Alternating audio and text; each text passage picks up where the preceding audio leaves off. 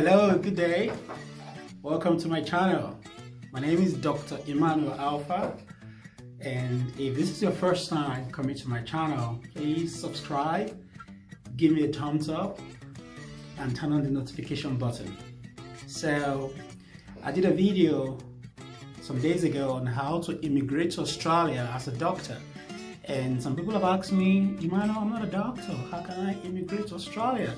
So I'm doing this video for anyone that wants to immigrate to Australia. So Australia operates a system of skilled-based immigration, right? What that means, Australia has some skills they require, some occupation they require. And if you belong to any of those occupations, you can apply for the visa. So I'm just going to break down the processes. The first step is to go to Google and search Skilled Occupation List Australia, or SOL Australia. And that would show you the skill list, the list that has all the occupations that Australia needs. So if your occupation is in any of those, if you have an occupation in that list, what you're going to do then is to start processing your visa. But the first step is to check if your occupation is on that list. Okay, if it is on that list, the next step will be to apply to the licensing body for your occupation to assess you and see where you stand comparatively to the Australian equivalent of your occupation, and then you can take it up from there. But that's the first step. Now, for those whose occupation may not be on that list, there is still a way to go about it. So one of the ways is to come into Australia as a student, and once you're done with your studies, you can apply for a post-study visa and then subsequently go ahead to apply to become a permanent resident.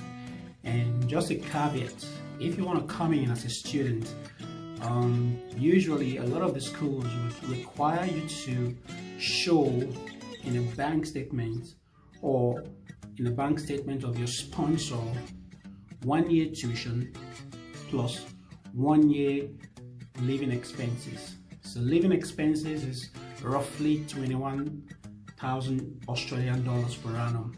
And then you can check the tuition from your school and add it to that. That is the amount of money you should show in the account statement of your sponsor. And that should be there for a number of months, usually 1 to 3 months, before you can apply. Number 2, when you're applying for study, there is what they call genuine entrant visa or genuine entrant. And that is a way for them to know who is a genuine student or who is not a genuine student. So, for example, if you're coming in for a master's program, the master's program should be related to what you have in your first degree. Okay, that shows that you're a genuine student. Okay, so those are some of the ways you can come in.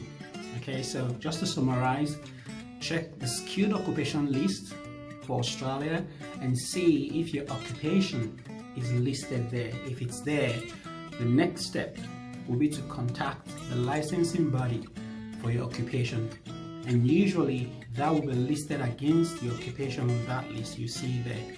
Okay, if your occupation is not on that list, you can still come in as a student, and then once you're done with your studies, you can get a post-work visa and then subsequently go ahead to apply to become a permanent resident. So that's just in brief how you can immigrate to Australia for any other person or anybody.